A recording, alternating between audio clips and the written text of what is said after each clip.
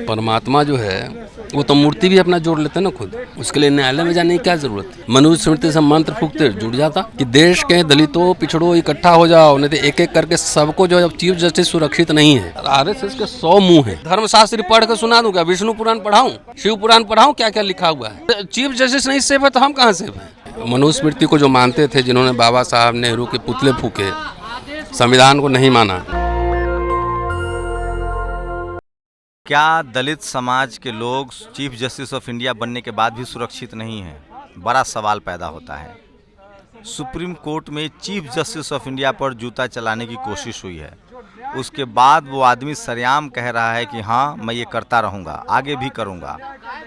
पूरे देश में जो जातिवादी मनुवादी सोच के लोग हैं वो इसका समर्थन भी कर रहे हैं। मेरे साथ समाज वैज्ञानिक, दिल्ली यूनिवर्सिटी के प्रोफेसर और लगातार शोषित वंचित की आवाज़ उठाने वाले कांग्रेस के राष्ट्रीय प्रवक्ता डॉक्टर रतन लाल जी मेरे साथ हैं। सर, इसे कैसे देखा जाए? क्या एक बार फिर से मनुस्मृति का दौर आ रहा है? वैसा ही लग रहा है। मैं तो कई बार कह रहा हूँ, बार बार ना, कि मनुस्मृति को जो मानते थे, जिन्होंने बाबा साहब नेहरू के पुतले फूके, संविधान को नहीं माना, मनुस्मृति को माना, वो लोग सत्ता में हैं। तो आप देखिए कैसे एट्रोसिटीज बढ़ते जा रहा है दलितों पे। उत्तर प्रदेश राम राज्य है, नंबर 1 है। कोई संस्थाएं काम नहीं कर रही है, थानों में एफआईआर नहीं दर्ज हो रहा है, न्यायालय में न्याय नहीं मिल रहा है। वैसे स्थिति में सीजीआई पे जूता फेंकना, ये तो साफ दर्शा रहा है ना कि तुम लोग सुरक्षित नहीं हो। कह रहा है कि परमात्मा जो है, परमात्मा क्या आदेश था, तो परमात्मा जो है वो तो मूर्ति भी अपना जोड़ लेते हैं ना खुद। उसके लिए न्यायालय में जाने की क्या जरूरत है। मनुस्मृति से मंत्र फूकते जुड़ जाता। तो ये वही लोग हैं जो संविधान विरोधी रहे हैं। संसद मार्ग पर आपको याद होगा, सरकार बनते ही संविधान की प्रतियां फूकी गई थी, याद है ना। आज तक वो गिरफ्तारी हुई। आज एक सांसद रौथ है, उसको भी मारने की धमकी है। एक आईपीएस ऑफिसर दलित जो है सुसाइड कर लिया है। उत्तर प्रदेश में कितनी घटनाएं हो रही, कैसे लिंचिंग और कैसे पिटाई हो रही है। पहले मुसलमान, अब दलित। और दलित इसलिए तो जो कह रहे थे ना, बटोगे तो कटोगे, असली बंटवारा यही है कि देश के दलितों पिछड़ों इकट्ठा हो जाओ, नहीं तो एक एक करके सबको जो चीफ जस्टिस सुरक्षित नहीं है।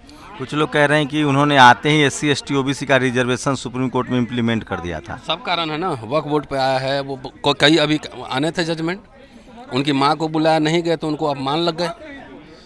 माँ को बुलाया कि मुहर चाहते थे कि RSS में मुहर लग जाए, तो नहीं गई। तो कई फैक्टर एक साथ काम कर रहा है, कई फैक्टर। और इनको जो मर्जी में सवाल यह कि सरकार क्या कर रही है। संविधान का शपथ लेके मंत्री बने ना, प्रधानमंत्री बने। RSS तो हिंदू एकता की बात मोहन भागवत करते रहते थे, इस पे बयान क्यों नहीं आया, इस पे बोले क्यों नहीं। तो एक तरह से अब सरासर देश के लोग अगर सड़क पे नहीं आएंगे, RSS वालों ने सारे संस्थाओं पे कब्जा कर लिया है, ठीक है। तो आपको शांतिपूर्ण तरीके से प्रोटेस्ट करने के अलावा कोई विकल्प नहीं है आपके। इसलिए 11 को हम लोगों ने कॉल दिया है कि 11 को सब लोग अपने अपने जिला मुख्यालय पे प्रोटेस्ट करें। हम लोग यहाँ अंबेडकर भवन में जब इकट्ठा होंगे, वहाँ से मार्च करेंगे संसद मार्ग तक। तो जब तक भाई सड़क सुनसान कर देंगे, तो इसे अंधेर गर्दी मचा कर रखा हुआ है। इतने IITs में, मेडिकल कॉलेज में केसेज आ रहे हैं एट्रोसिटीज़ के, विश्वविद्यालयों में आ रहे हैं एट्रोसिटीज़ के। तो जो मन बढ़ा हुआ है, वो मन बढ़ा तो उसको कंट्रोल भी करना पड़ेगा ना।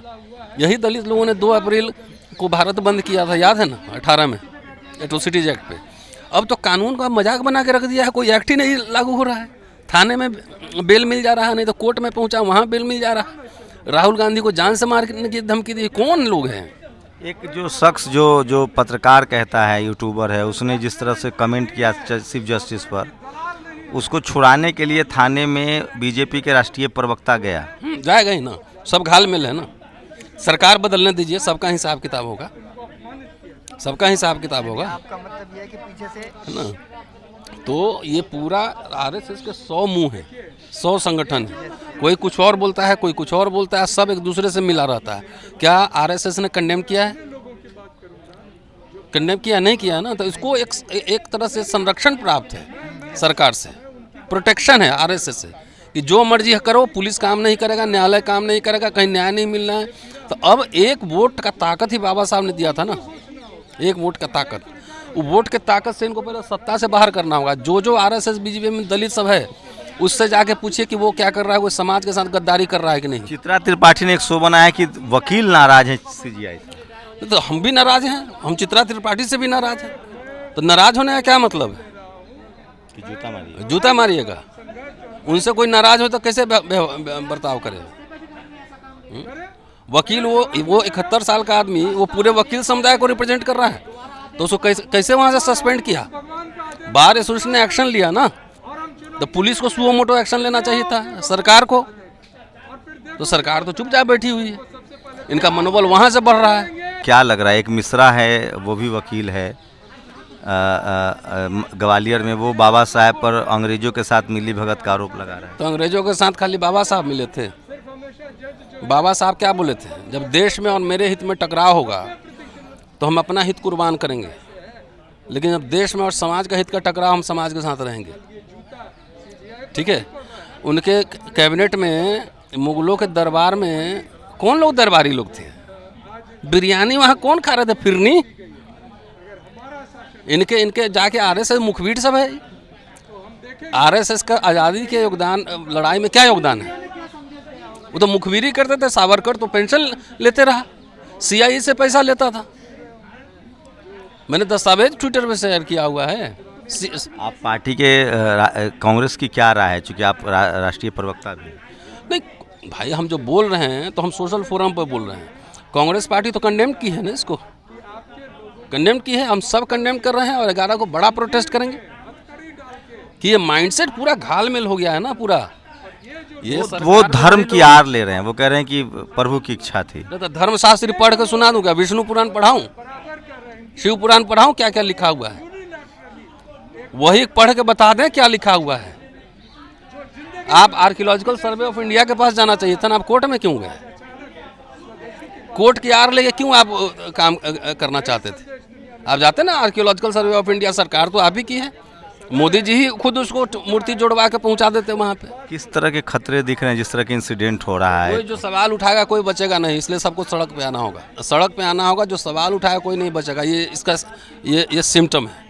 तो इसलिए उसको, आदमी को पहले गिरफ्तार किया जाए। ये प्रोटेस्ट बढ़ेगा, अभी ये लंबा चलेगा, चुनाव में भी जाएंगे।